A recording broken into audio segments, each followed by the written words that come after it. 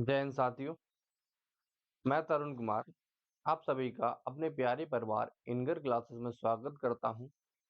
जैसा कि आप लोगों को पता है, यूपीएसआई की 7,000 प्लस वैकेंसी आने को है। कितनी 7,000 प्लस वैकेंसी आने को है।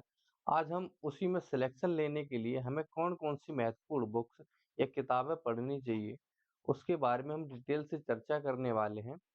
तो ये वीडियो आप अंत तक बने रहिएगा। यदि आप उत्तर प्रदेश दरोगा बनना चाहते हैं तो ज्यादा समय न लेते हुए चलते हैं कुछ महत्वपूर्ण इंफॉर्मेशन के साथ।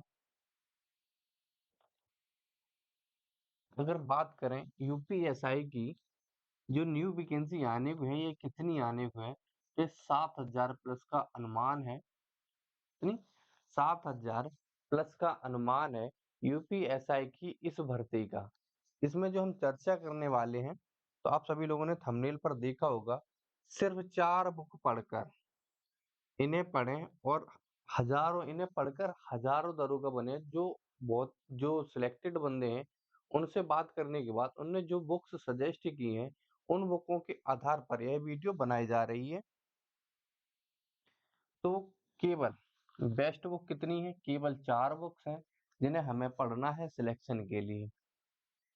और 100% दरोगा बनाना तय है। क्या 100% दरोगा बनना तय है? यदि आपने ये 4 किताबें बहुत अच्छे तरीके से पढ़ ली तो। और आप लोगों को पता है कि इसका जो नोटिफिकेशन है वो आपको दिसंबर लास्ट में या फिर जनवरी के शुरुआत में, क्या जनवरी की शुरुआत में आपको इसका नोटिफिकेशन देखने को मिलेगा। और एक बात हमेशा मन में बिठा कर रखिएगा, वो क्या है? हमें हमेशा कम रिसोर्सेस यूज करने चाहिए। हमें एक लिमिटेड रिसोर्सेस यूज करके अच्छी सी तैयारी करनी चाहिए, क्योंकि जो जब हम कम रिसोर्सेस यूज करते हैं तो हमारे पास उन चीजों को अच्छे से बेहतर तरीके से मन में रखने का, याद रखने का अच्छा तजुर्बा हो जाता है और हम सिलेक्शन को अच्छे से ले पाते हैं। बुक्स की ओर बढ़ने से पहले आप लोगों को पता होना चाहिए कि UPSI Uttar Pradesh sub inspector या दरोगा की जो भर्ती होती है, जो परीक्षा होती है, वही उसमें क्या-क्या महत्वपूर्ण होता है। तो आप सभी लोगों को पता है, इसमें 4 सब्जेक्ट होते हैं। कितने? 4 सब्जेक्ट होते हैं और 160 क्वेश्चंस होते हैं। कितने? 160 क्वेश्चंस होते हैं और प्रत्येक क्वेश्चंस आपका 2.5 यानी कि 2.5 अंक का होता है। क्या? प्रत्येक क्वेश्चंस आपका 2.5 यानी 2.5 अंक का होता है। अगर वहीं बात करें 4 सब्जेक्ट कौन-कौन से होते हैं, तो पहला आपका हिंदी होता है, रीजनिंग होता है, मैथ्स होता है और आपका अंतिम होता है मूल विधि, संविधान और जीके एंड जीएस। प्रत्येक सेक्शन सब्जेक्ट के आपके 40-40 क्वेश्चन होते हैं। कितने? 40-40 40-40 क्वेश्चंस होते हैं।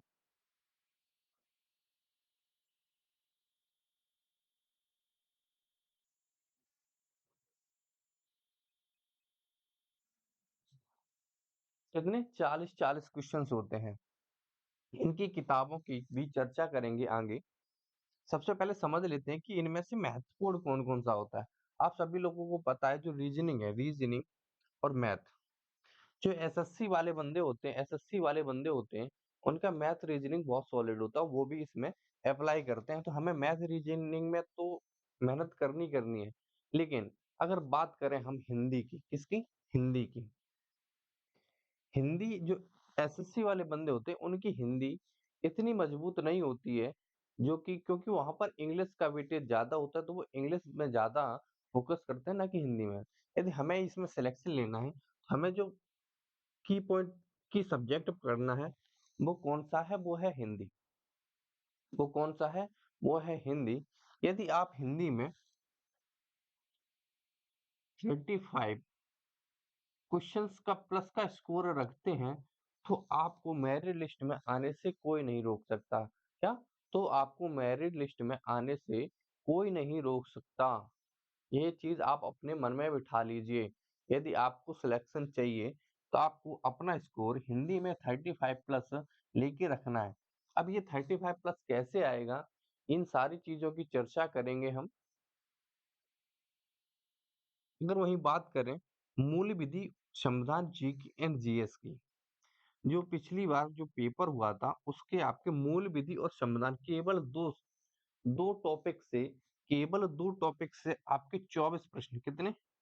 24 प्रश्न आए थे, जिसमें से संविधान से आपके 16 क्वेश्चंस थे और वहीं आपके मूल विधि से 8 क्वेश्चन से पूछे गए थे हर एक सेट में। क्या? हर एक सेट में मूल विधि से 8 क्वेश्चंस पूछे गए थे, जो एक बहुत ही अच्छा खासा वेटेज बनता है।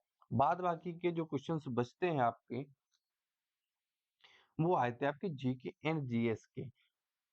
और यदि हम इन 2 को अच्छे से पढ़ लेते हैं, तो हमारा जीके एंड जीएस का वेटेज कंप्लीट हो जाता है। बाद बाकी की आपको पता है history, geography, history, geography, economic और जीके, यूपी जीके स्पेशल, तो वो सारे क्वेश्चंस भी होते हैं, उनकी भी चर्चा करेंगे। अब बढ़ते हैं बुक्स के, जिस चीज़ का हमें इंतज़ार था कि हमें कौन-कौन सी महत्वपूर्ण बुक्स पढ़नी चाहिए। तो जो हम लोगों को पता है हमारा जो की सब्जेक्ट है, वो कौन-सा है? वो है हिंदी। कौन-सा है? हिंदी। अगर हम बात करें हिंदी, हिंदी के लिए महत्वपूर्ण बुक कौन-सी है? तो यदि आपने मार्केट में देखी हो राजपाल सिंह, या एक बुक है राजपाल सिंह की, वो हिंदी यूपीएसआई के लिए बहुत ही कारगर साबित हुई है। कई बार उसमें से बहुत अच्छे सीधे-सीधे डायरेक्ट भी क्वेश्चंस मिले हैं आपको देखने को।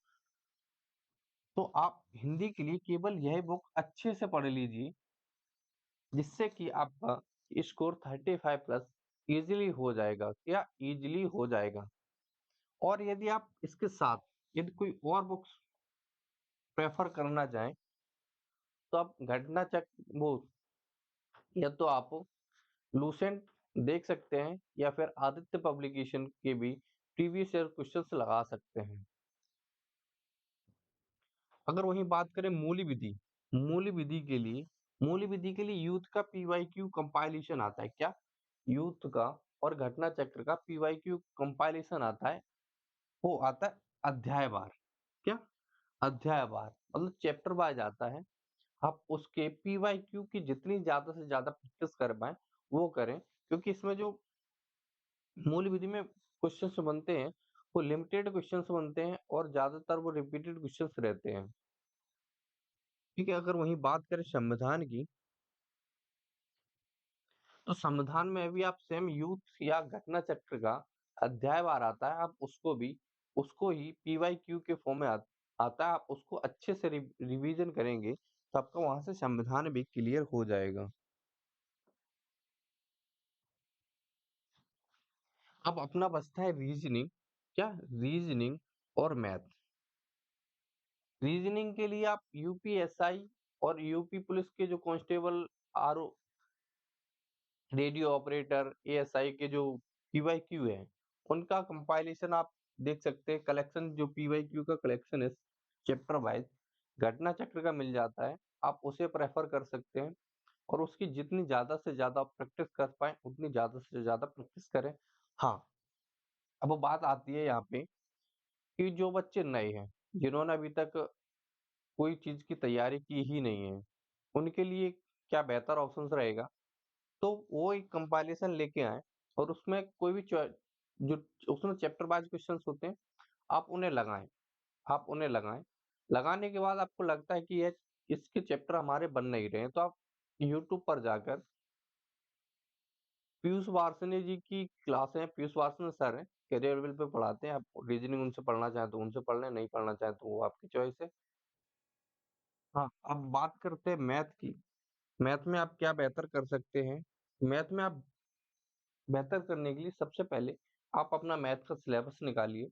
मैथ का सिलेबस निकालने के बाद उसमें चैप्टर वाइज़ यूट्यूब पर अच्छे-अच्छे टीचरों की चैप्टर वाइज़ कंप्लीट वीडियो पड़ी हुई हैं। आप उनसे वहाँ से बेसिक कॉन्सेप्ट क्लियर करके, क्या बेसिक कॉन्सेप्ट क्लियर करने के बाद आप मॉक देना स्टार्ट कीजिए और जितने ज़्यादा से ज़्यादा मॉक हो सके, उतने ज़्यादा से ज़्यादा मौके दें। अब बात करते हैं हिंदी की, जो हमारा की सब्जेक्ट।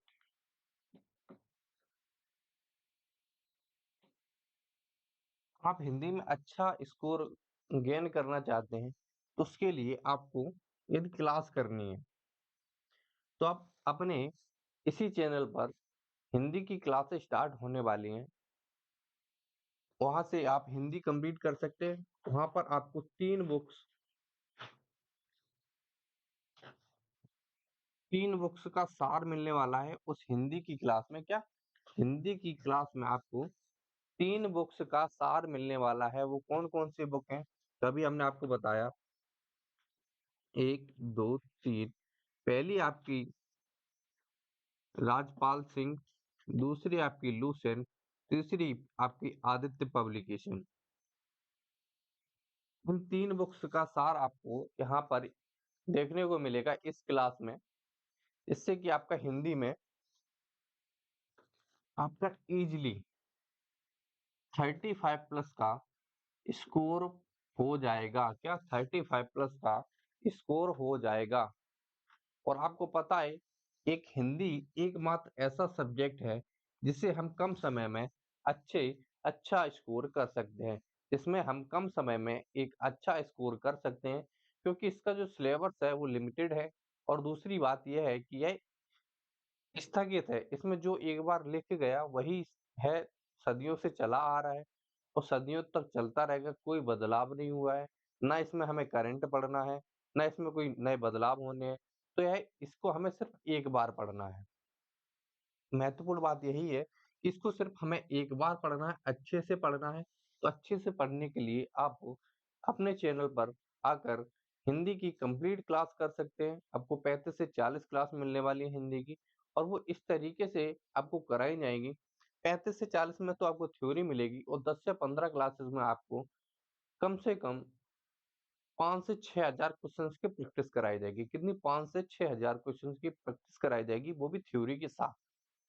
तो आप लोग समझ सकते हैं कि ये क्लास आप लोगों के लिए कितनी महत्वपूर्ण रहने वाली है। चलिए ठीक है, मिलते हैं आपको हिंदी की क्लास में, तब तक के लिए जय हिंद।